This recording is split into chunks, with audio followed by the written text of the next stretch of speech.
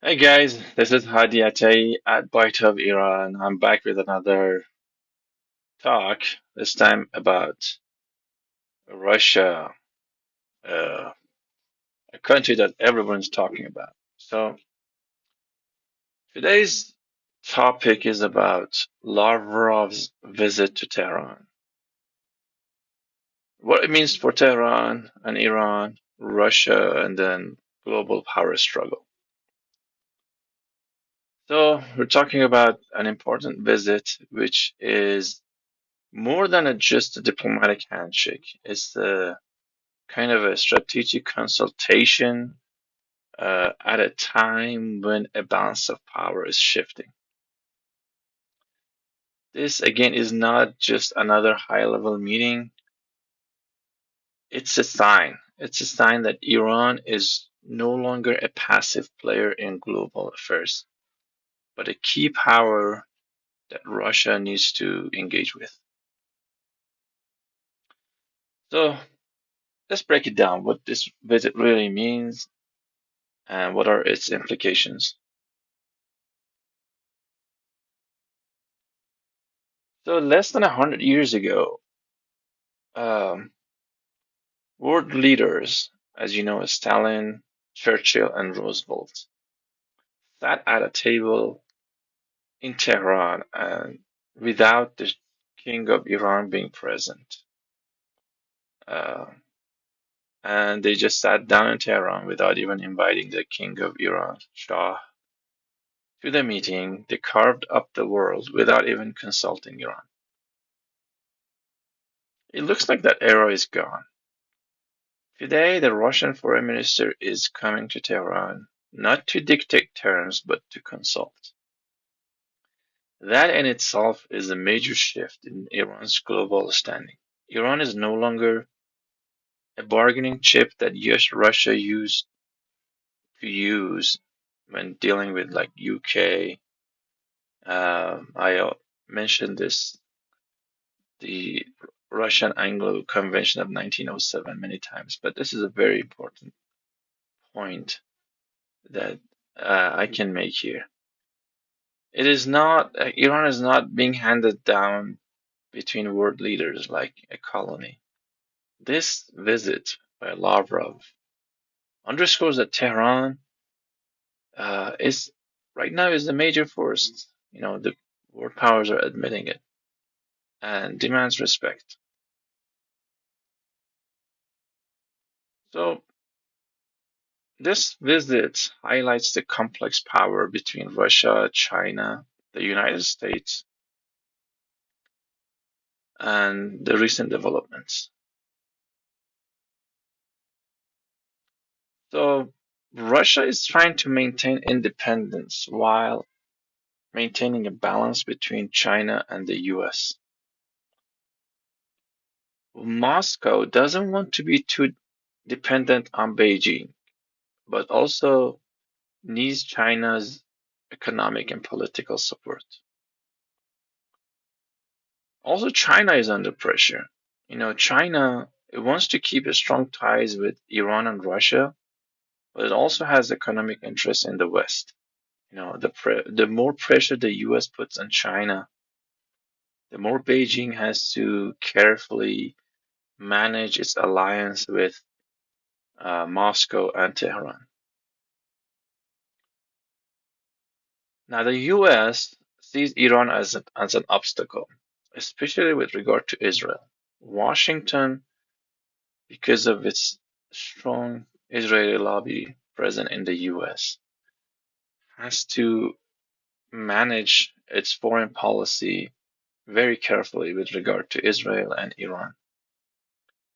And so Washington cannot just solely base its policy and relationship with Iran based on national interest. It has to consider Israel interest. So Washington has tried sanctions, isolation, and pressure, but Iran has survived, and Washington has been frustrated for so many years. Um, the it started with Bill Clinton. I mean, it started with Reagan, to be honest with you. The sanctions started even yeah, at Reagan's time, and then continued with Clinton first, the George H.W. Bush, and then Clinton, and then George W. Bush. They continued the sanctions. Obama increased the pressure. Trump tried the maximum pressure. Biden continued, and then right now, Trump wants to continue his maximum pressure campaign. So kind of, you know, it, it's not free of cost for Washington to impose these sanctions. And also, there's a lot of money that the U.S. has spent on opposition based in the U.S. These media channels, these satellite channels, YouTube channels that received money from the U.S. government. Right now, Trump made I think it was an executive order, some announcement that he's going to cut funding to these opposition forces based in the U.S. And many of them were frustrated. Why is he cutting our funds? Because that's how they make a living. Uh, so for Russia, aligning more closely with Iran gives Russia its leverages, not just against the US, but also in its relationship with China. That's why Lavrov is in Tehran.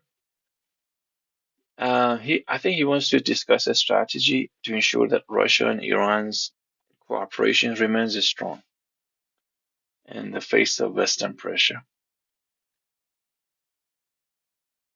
But there is a hidden threat to Iran and Russia simultaneously, and that's Europe. So while many in Iran and Russia might, you know, focus on the US as a threat, but Europe is the long-term hidden threat to both Russia and Iran. And I'll tell you why. Um, First thing is that Europe is running out of options. Its economy depends on cheap resources from the West Asian countries.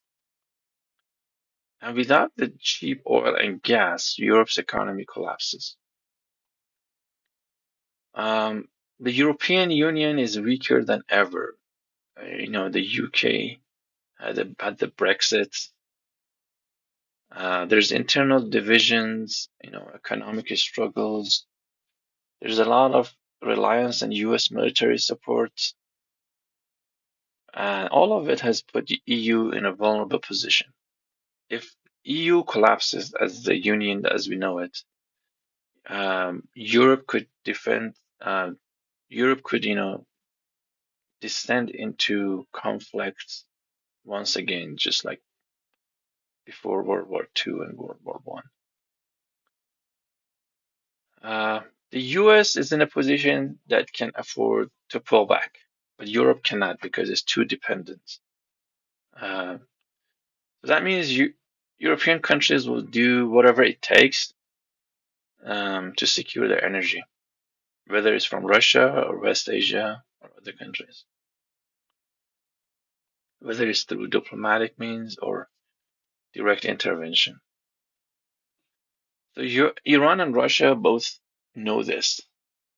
That's why they see Europe as an aggressive force that must be managed carefully. Iran is also in the position that, you know, within the resistance forces is the kind of heartland of resistance or the leader of resistance. Iran's geopolitical position has changed drastically recently. Uh, it used to be Iran was the rimland power, you know, uh, or the belt power that was, during the Soviet time, had to stop the Soviet influence. Right now, it is the heartland for several reasons. One is that Iran is independent, unlike other regional players like Saudi, Qatar, UAE, Jordan, Egypt. It is not controlled by Russia, US, or China. Um, it also has a strategic advantage. With a powerful military and regional alliance, Iran can influence, you know, its conflicts that, take place in Syria or Persian Gulf or anywhere in between. And as I said, the other reason is that Iran is the leader in the axis of resistance. Um, it has forces that, you know, are aligned with it within the resistance axis, and it's also actively shaping the regions and not merely reacting to events. So this is one of the major reasons that Lavrov is visiting Tehran. Russia knows that Iran's influence is key to counterbalancing Russia's relationship with both Beijing and Washington.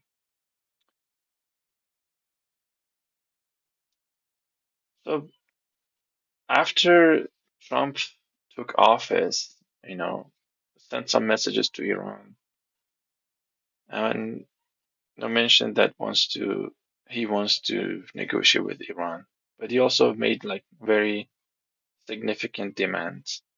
Iran also made it clear there will be no negotiation with the US also unless Washington abandons its unreasonable demands that was mentioned in the letter by Trump. Um, so Iran hasn't um, gave in to the pressure. There's been decades of sanctions, and Iran still stands strong. Unlike Ukraine, Iran doesn't rely on foreign aid or weapons. It's self-sufficient in defense. Washington's maximum pressure campaign has failed. Iran is exporting oils, and it's also his, you know, stance for Palestine hasn't changed.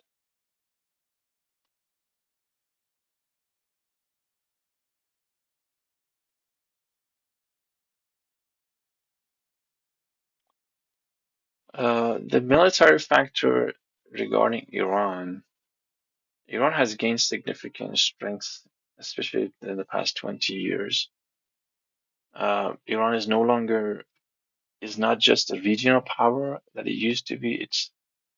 Uh, it's basically a military force that is capable of influence conflicts and kind of shape conflicts.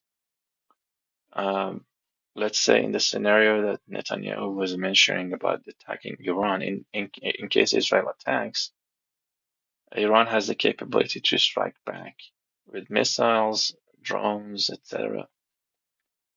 Iran's strategic depth is also expanding, uh, even though it kind of had a setback with when Jolani took over Syria, but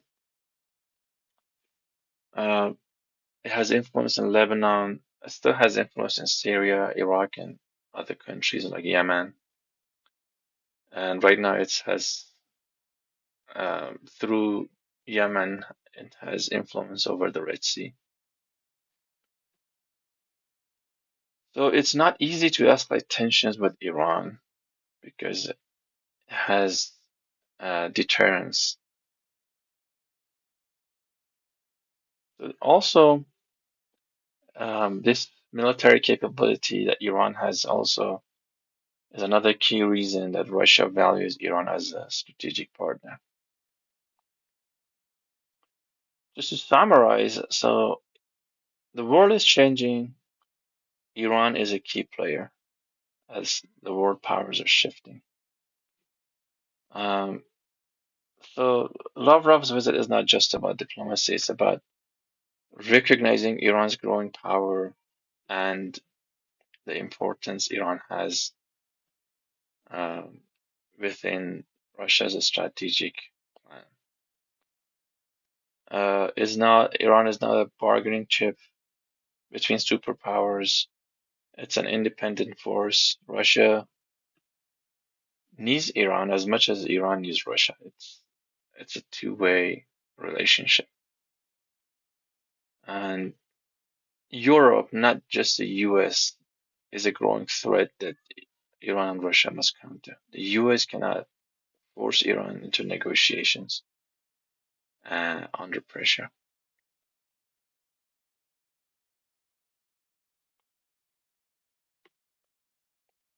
So that's why it's Lavrov's visit to Tehran sends a clear message to many regional players and world players that Iran is gaining importance when it comes to world affairs, politics, geopolitics, and Russia wants to make sure Iran is on board with what's happening with Ukraine.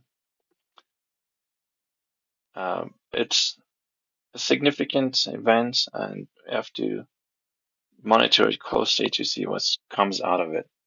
And hope you guys enjoyed this analysis. Make sure you like and subscribe, and stay tuned for another video that's coming up soon. Take care, guys. Bye.